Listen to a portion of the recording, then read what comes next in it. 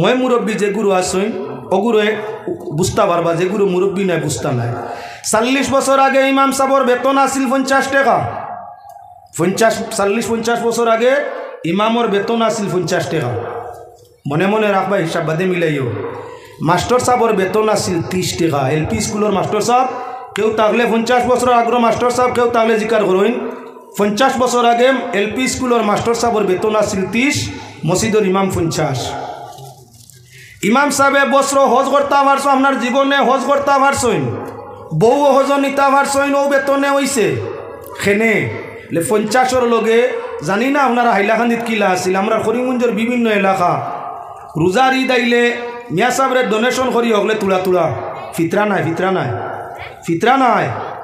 মিয়া সাহেবে আস্তা বছরে রোজা নমাজ পড়াইছইন, তেরাবি উপলক্ষে তানে তুলা বকশিস দিও, হাদিয়া হাদিয়া দেওয়া যাইজ, ফুলাইয়া নেওয়া না যাইজ। হাদিয়া খাওয়া যাইজ। মসজিদ ইমামতি করিয়া রোজা মাস পড়াই, এবার তেরাবি পড়াই আমার 20,000 দেওয়া লাগবো না যাইজ।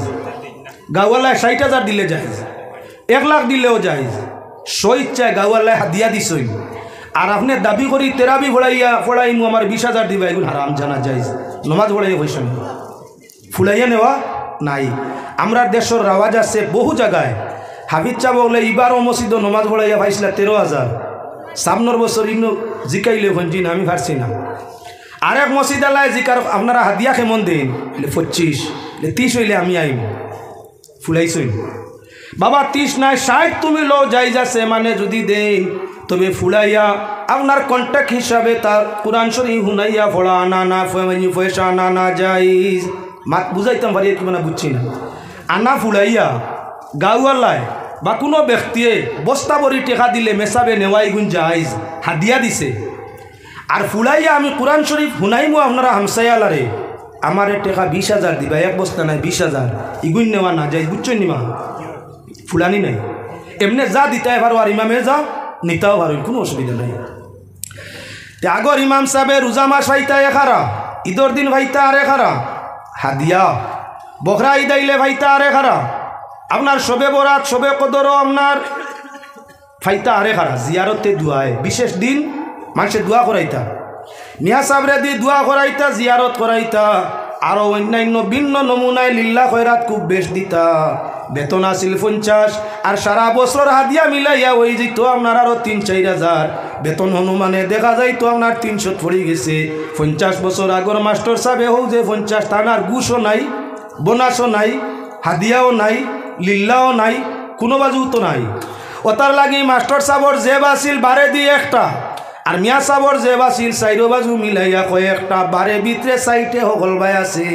জমাইলে বাক্কা কয়টা হইছে, হুজুরও হজ যাইন সুগন্ধি লাগাইন লগে তান বউরে লইয়া যাইতা।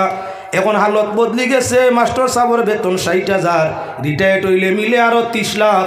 আর আপনার মিয়া সাহেব রিটায়ার্ড হইলে ঠেলিয়া দাক্কাইয়া মসজিদে দেখা যায়। মিয়া সাহেব কোনো সরকারি চাকরিজীবী রিটায়ার্ড হইলে এনে সম্মান দিয়া সংবর্ধনা দিয়া আরও বহুত কিছু আয়োজন করিয়া, ফুলর মালা তুরন বহুত কিছু লাগাইয়া আপনার সভা সমিতি করিয়া ইজ্জত দিয়া বিদায় দিন। বেটা সরকারি মাল পাইছে, লগে সরকারে আরও টেকার 1 বস্তা দে, কারবার করো, হজ যাও, এই করো, যেটা মনে করো। এর বাদে তো পেনশন বাতা আছেও। মিয়া সাহেবর আপনার 40 বছর বাদে চাকরি শেষ, এই কইতা ইগু হরে না নীতি বুলো হইয়া আসছে, আবো হরে না, বাসা কোনটা ইগু শুনছইনি। মাস্টার সাহেব আরও কয়টা দিন থাকলে আমরা হরু তার বাল্লা হইব। আর মিয়া সাহেব 40 বছর হয়ে গেছে, গ্রামের কিছু মানুষের বুড়া লাগে, বাসা বদলিয়া মুখ বদলিয়া, নমাজ পড়তে পড়তে মুখ বদলিয়া কর দোয়া এলার মুল্লা খামলা মারি ধরছে, মরি যা দাঁতও পড়িয়া আসছে, হরে নাই অত মজা পাইছে। শুনছনি ই সমাজ আগবাই তো কেমনে? দামটা আল্লাহর যাতে মাস্টার সাহেবর দিছে না ইমাম সাহেবর। মাস্টরের নয়, মাস্টরের সম্মান আমি কমাইতে চাই না, হেও করতে চাই না। ইমাম অন্য ইমামের সম্মানের দরকার আছে। এই ইমাম অর্থ ইয়া তাংলো বাদশাহ, ইমামের অর্থ ইয়া তাংলো নেতা, ইমামের অর্থ ইয়া তাংলো যে আমরা দায়িত্ব নিয়ে নমাজ আদায় করিয়া থাকি, জিম্মাদার। একজন জিম্মাদারের সম্মান যারার জিম্মা লইছে তারার কাছে তাদের ধন সম্পদ জনাতীয় যা আসুন সারার তাকি বেশ হইতো, যেহেতু জিম্মাদার, জিম্মাদারের সম্মান। একজন ইমাম যেহেতু সর্দার, কৌমের সর্দার, তাহলে আপনার সর্দারের সম্মান সর্ব অবস্থায় রক্ষা করতে হয়। একজন ইমাম যার অর্থ ইয়া তাহলো বাদশাহ, বাদশার অনুসারী যারা কেউ বাদশার অপমান করতে পারে না, যদি অপমান করে বাদশাহী শাসন থাকলে তার অ্যাকশন জরিমানা জেল হইয়া থাকে। ইমাম সামর অর্থ আসিল বাদশাহ, ইমামের অর্থ আসিল সর্দার। মানুষে কিন্তু সেক্ষেত্রে ব্যবহার না করিয়া ইমাম রে কয় মোল্লা বেটা, মসজিদুর মোল্লা বেঠায়, ইস আর খুইয়া মাতি লাভ নাই, বেটা হরেও না মরেও না, ই বেটা হরেও না মরেও না, বেতনও বাড়াইতো চায় না। হৌ যে 40 বছর আগে আসিল 50, বাড়িতে বাড়িতে এখন গিয়া আজিছে কত বলে 6 থাকি 7, বড় জোরে মাঝে মধ্যে কেউ 10। আজকাল 10,000 আলোর বলদ আপনার আল চড়া সাগর পাওয়া যায় না। যে বেটায় পড়িছে না শুনিছে না আমল এমন নাই, মাত কথাও জানে না, আড়ল বাড়ল করি ঘুরে, ও তারেও আপনার আল চাষর লাগি আনতে হইলে 10,000 নিচে মাতেও না। খানি দিবায়, কাপড় দিবায়, টাকার জায়গা দিবায়, টেকা মাসও 10,000 দিবায়, বেতন বেরস্তারা করলে চাকর রয়ে না। ইমাম বেটা বেতন 7,000, ডিউটি 24 ঘন্টা, 3 ঘন্টা পরে 4 ঘন্টা পরে 7 ঘন্টা পরে ঘন্টায় ঘন্টায় তার ডিউটি আছে। সকালে 150-200 হরুতা সবাই মক্তবর প্রশিক্ষণ দেওয়া আছে। এর বাদেও যদি এক অক্ত ব্যতিক্রম হয়ে যায়, যেগু সারা বছর নমাজও আইছে না, হ্যাঁ ইয়া হালার মূল্যে একটা করে মসজিদে মিলে না। বুঝছেন এই সমাজ আল্লাহর বন্দেগান, মোল্লা শব্দ বহু বড়, মোল্লা এবং ইমাম শব্দ বহু বড়। মোল্লা তো আপনার যেহেতু জেসারে খোয়া যায় না, মোল্লা আলী কারি রহমতুল্লাহ তাআলা আলাইহি জাইন মিশকাত শরীফর সবচাইতে সম্মানী সরা আপনার মিরকাতুল মাসাবি মিন মিরকাতরে লেখছেন, তার নাম হইল মোল্লা আলী কারি। যাইন আপনার রাজা বাদশাহ অমরে বিয়র কুফরির ফতোয়া কাতলর ফতোয়া দিছই নাই নইল্লা মোল্লা জিয়ন। মোল্লা শব্দ অর্থাৎ দেশব্যাপী যাইন সারার ঊর্ধ্বে জ্ঞান তানে হয় মোল্লা, জ্ঞানী ব্যক্তিরে, বেশি জ্ঞানী ব্যক্তিরে, বেশি সম্মানী জ্ঞানী ব্যক্তিরে। আমরার গাঁর মানে মনে করেন মোল্লা তো আলোর বলতো না, মোল্লা এটা ও আমরা মসজিদের মোল্লাওলা করছে।